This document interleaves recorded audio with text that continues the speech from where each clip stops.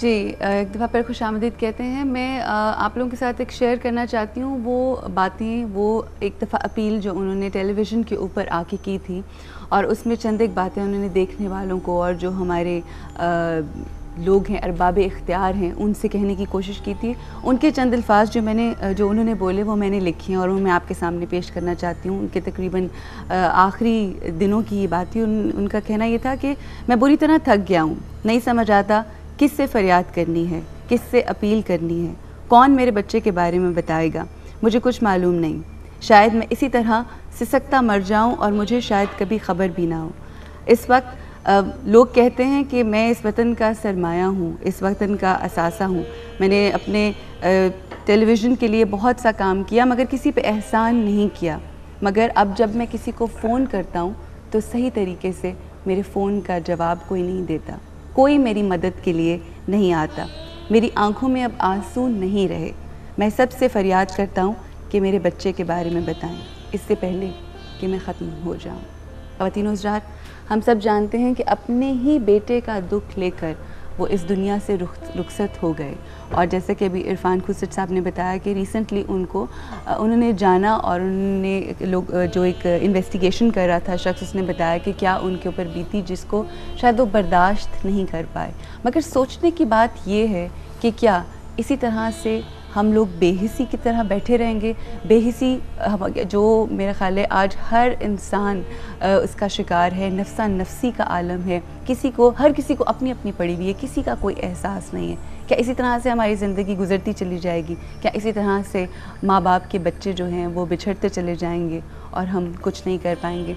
मगर मैं ज़रूर चाहूँगी कि हम इरफान खुसरत साहब से और खालिद भट्ट साहब से इस हवाले से ये पूछें कि किस चीज़ की ज़रूरत है अब, और किस चीज़ की कमी आ गई है हम लोगों की ज़िंदगी के अंदर, और हमें अब किस तरफ रुख करना है, किस तरफ आगे बढ़ना है, क्या करना है हम सबको?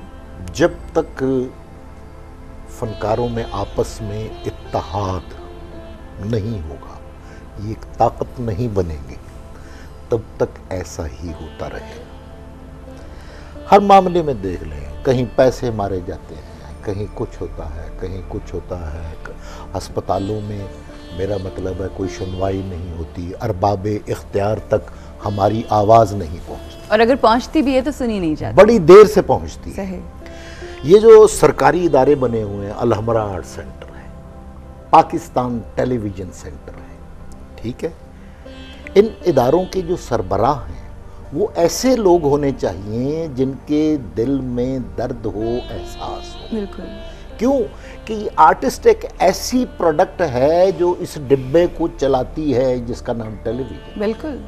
इस प्रोडक्ट के बगैर ये डिब्बा, शायद इसमें तो स्लाइस भी नहीं गर्म हो सकती, ये टोस्टर तो है नहीं, ना ये ओवन है कि सालन गर्म करके दे देगा। इसका काम तो यही है कि इसको प्रोडक्ट चाहिए। सही। इन इदारों में जो बैठे हुए लोग हैं वो उनको खुश करते हैं जो उनको खुश करते हैं। सही बात। ठीक, बिल्कुल। वो उनको प्रमोट करते हैं जो उनकी मदह सराई करते हैं। ठीक है। यानी पिछले दिनों का मैं आपको एक वाकया बताता हूँ कि एक इदारे में एक कोई अवार्ड का मसला था, तो उन्होंने कहा कि जी हम जैद को ये देना चाहते हैं। मैंने कहा दे दें, मैं उस ज्यूरी में भी था। मैंने कहा उसको दे दें। उन्होंने कहा आपके जहन में कोई और नाम है? मैंने कहा मेरे जहन में तो है। मैंने एक ऐसे शख्स का नाम लिया जो वाकईतन डिजर्व करता है और उसकी जो सर्विसेज हैं वो उस बंदे के मुकाबले में ज्यादा थी। उसका नाम अली एजाज, मेरे सीनियर है। बेशक। और वो इस वक्त वो बीमार भी है, तो वो कैश अवार्ड था। तो मैंने कहा आप उनको दें, ये मेरा वोट तो ये है कि वो डिजर्व करते हैं। तो 4 जो लोग थे उनमें से 3 ने उसका साथ दिया मेरा, यानी 2 ने और ने दिया। तो एक बंदा वोटर जो था वो कहने लगा मेरी मीटिंग है, वो एक सरकारी इदारे का अफसर, सही, ठीक है, वो चला गया। उसके बाद 2 दिन के बाद उन्होंने कहा कि जी अली एजाज साहब ने तो रिफ्यूज कर दिया। मैंने कहा अच्छा फिर एक और बंदा है, थिएटर का ये अवार्ड है, इसका टेलीविजन से कोई ताल्लुक, सही, ठीक है, क्योंकि टीवी के अपने अवार्ड्स हैं। उन्होंने कहा कोई और नाम है? मैंने कहा हाँ एक और नाम है जिसने अपना तन मन धन लगाकर तो एक थिएटर बनाया, उसका नाम अफजाल अहमद है और वो भी मफलूज है। क्या बात है, ठीक है। उन्होंने कहा कि अच्छा जी उसका नाम भी रखते हैं। 4 दिन के बाद जो मुझे फ़ोन आया, उन्होंने कहा कि जी वो जो सरकारी अफसर थे उनके पास नॉमिनेशन लेटर भेजा गया, तो उन्होंने वो जैद का जो जिसको हम चाह रहे थे उसी का नाम लिख दिया, बाकी 2 ने उसी की कंफर्मेशन कर दी, लिहाजा वो अवार्ड हमने उनको दे दिया। ठीक है, तो ऐसे इदारों में से फिल फॉर उन लोगों को हटा देना चाहिए जो फनकार दुश्मन। बिल्कुल सही। ठीक है, जब तक, क्योंकि इनकी ये ड्यूटी है कि आर्टिस्ट की अगर कोई प्रॉब्लम है ना तो वो अरबाब इख्तियार तक पहुंचाएं। बिल्कुल ऐसे। ये अब बीमार रहा फखरी, 11 दिन हॉस्पिटल में रहा, कोई नहीं आया, दोनों इदारों से कोई नहीं आया।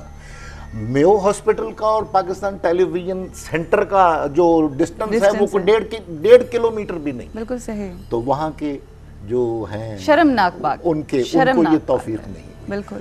अब आकर वो मुझे कह रहे थे आप बताएं उनके बारे में फखरी साहब के, मैंने कहा मैं नहीं बताऊंगा। बिल्कुल सही। मैंने बड़ा कुछ बता दिया। बिल्कुल। मैं आपको नहीं बताऊंगा। सही बात है। क्योंकि जहाँ का सरबराह जो है वो अपने मुलाजमीन, हम तो मुलाजिम भी नहीं होते, हमारी तो तनख्वाह भी नहीं होती, हमें तो मेडिकल भी नहीं मिलता। बिल्कुल बिल्कुल। तो जो बंदा अपने मातहतों को, अपने वर्करों का ख्याल नहीं रखता, उसको उस इदारे में बैठने का कोई हक हासिल नहीं। बिल्कुल। इतना मेडिकल बिल है टेलीविजन का, उनके लगता है कि दुनिया के सारे सबसे ज़्यादा बीमार लोग जो हैं वो पीटीवी में हैं। बिल्कुल सही।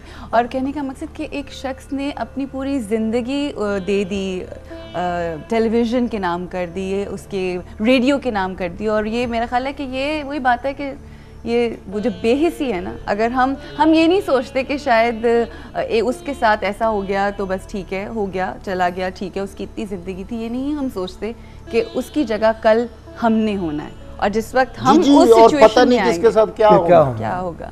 मगर जो बीमारी और मौत जो है किसी जुर्म की सजा तो नहीं। 47 सालों में बेशुमार आर्टिस्ट हैं, कराची से लेके पेशावर तक 5 स्टेशनों के, पाकिस्तान टेलीविज़न जिनकी वजह शोहरत बना। बिल्कुल सही।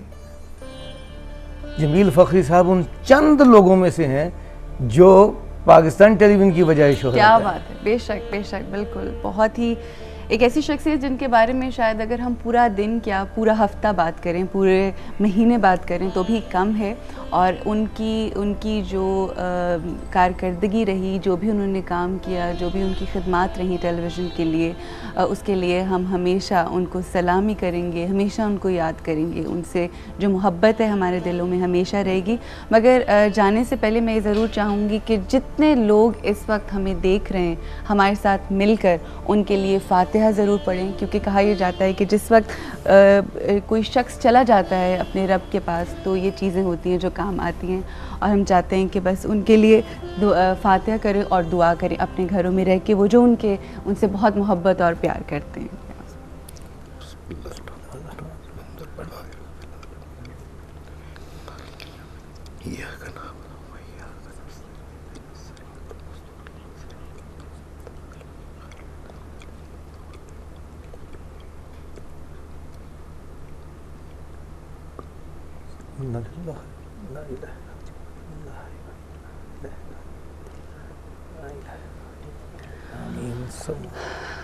जी, आप लोगों का बहुत बहुत शुक्रिया जी, आमद का आपकी, और जो देखने वाले हैं उनसे बस ये कहूँगी कि जो चले गए उनके लिए भी दुआ।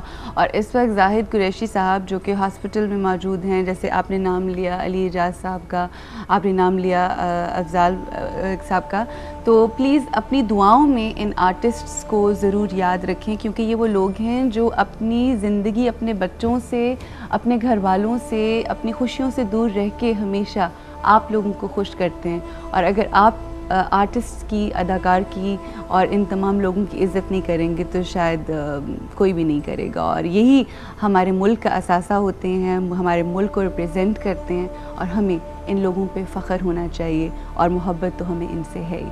आपका भी बहुत शुक्रिया, एक दफ़ा फिर आपका बहुत शुक्रिया। अल्लाह हाफ़िज़।